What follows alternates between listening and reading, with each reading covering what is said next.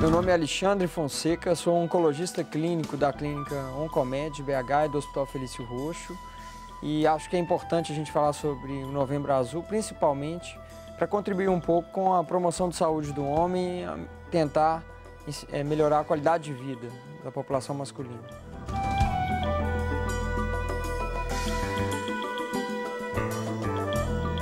Meu nome é Pedro Júnior Alves de Souza, sou médico urologista, titular da Sociedade Brasileira de Urologia, sou médico urologista dos hospitais Socorro e Júlio Kubitschek, da rede FEMIG, e trabalho também na clínica Urolaser.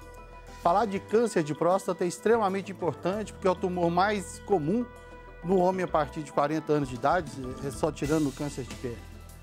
Portanto, discutir sobre esse tema é extremamente relevante.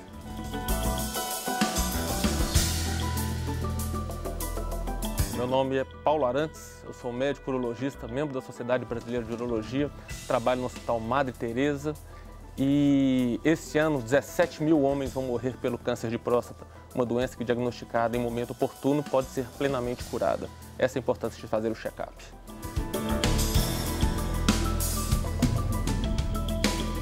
E eu sou Gerson Tacanelli e está no ar o Horizonte Debate.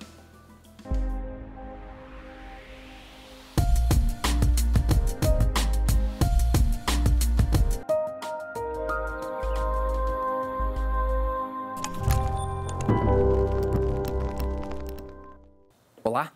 Muitas doenças podem ser prevenidas quando os homens procuram serviços de saúde regularmente.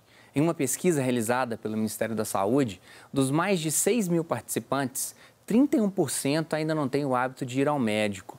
Desses que não vão, 55% afirmam que não precisam. É por isso que a campanha Novembro Azul traz a conscientização da prevenção ao câncer de próstata, que é o mais comum e a segunda maior causa de morte cancerígena nos homens. O diagnóstico precoce pode aumentar em 90% as chances de cura. Senhores, qual a necessidade de tirarmos o mês do ano para colocar os monumentos em Brasília, o Cristo Redentor, e discutir saúde no homem? A primeira coisa que eu acho importante da gente destacar que não é um evento só brasileiro. Sim. Os principais países do mundo adotam, os países desenvolvidos, ocidentais, desenvolvem isso. Por quê? Morre-se muitas pessoas, como você destacou na apresentação, decorrente de um câncer que é curável, acima de 90%, quando ele é detectado na fase inicial. E é muito importante a gente destacar que nessa fase, o paciente ele é absolutamente assintomático. Ter o mês Novembro Azul é uma forma de conscientizar os homens. Os homens são mais lenientes, mais negligentes com a procura do médico, né?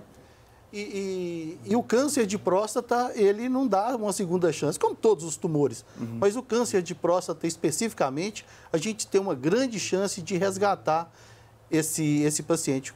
Como o Dr. Paulo falou aqui, 60 mil novos casos de câncer devem acontecer, acontece no Brasil cada ano, com possibilidade de 17 mil mortos. Você imaginar esse número, traduzir isso para uma cidade de 17 mil pessoas se apaga do país. Qual que é a raiz, vamos dizer assim, doutor Alexandre, doutor Paulo, doutor Pedro, qual que é a raiz dessa resistência do homem que na apresentação eu colocava, ele não vai porque ele acha que ele não precisa? Que superpoderes que são esse? O homem, como papel de provedor, ele se sente, na verdade, ele vai se sentir como se fosse perder parte desse seu papel de provedor, perder parte da sua virilidade ao assumir que tem uma doença. Além disso, há as questões também de preconceitos com relação aos exames de toque ou coisas do tipo. Mas principalmente esse papel, essa questão do homem achar que está acima de tudo, que não vai ficar doente, que ele é homem, né? Essa questão é muito utilizada na criação, então isso acaba tornando o homem mais resistente a ter esse check-up, a se sentir fragilizado por ter que avaliar a sua saúde. E aí, nesse caso, Alexandre, você acha que a campanha é eficaz? Eu creio que sim. Na medida que você coloca isso acessível na mídia e que várias pessoas cada vez mais podem ter acesso a essas informações, principalmente a informação de que se a gente detecta uma doença numa fase precoce, isso vai ser benéfico para o paciente, às vezes com certeza com maior taxas de cura e com menos efeitos colaterais. Eu acho que isso é importante. Da mesma forma, eu acho que é importante a campanha Novembro Azul também, porque é um contato pelo qual o paciente, o homem vai chegar ao médico, e não só com relação a diagnóstico precoce de câncer de próstata, mas outras doenças também. Ele vai ter a oportunidade de fazer um check-up, fazer uma rotina cardiológica inicial e também outros possíveis tumores que ele possa desenvolver. A gente tem como fazer o rastreamento, por exemplo, tumor de colo retal. Então, é uma oportunidade que o homem tem de conversar com o médico e tentar promover a saúde do homem. Ainda há uma resistência desses homens em o exame do toque retal, não. Eu vou fazer porque o meu PSA está legal, eu não preciso disso ainda. Como falar disso? Pedro, como falar disso com vários homens que agora nos assistem, da combinação entre os dois exames, potencializando infinitamente o resultado? Importantíssimo o que você falou.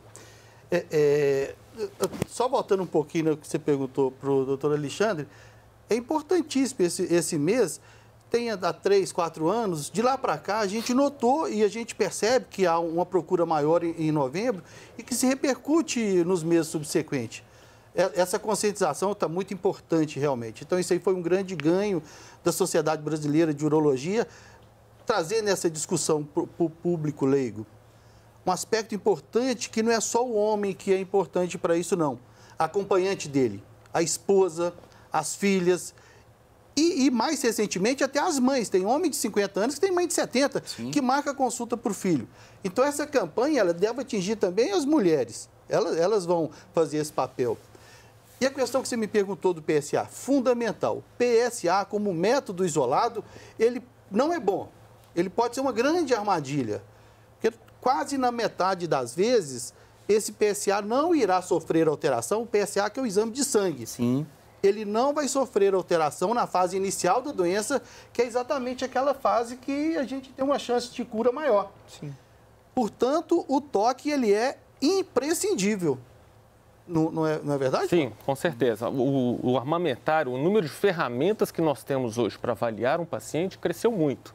Mas o exame de toque e o exame de PSA realmente são as ferramentas mais utilizadas e mais importantes. Combinados, há um percentual para poder dizer assim, esse sujeito dificilmente passará sem despercebido o tumor?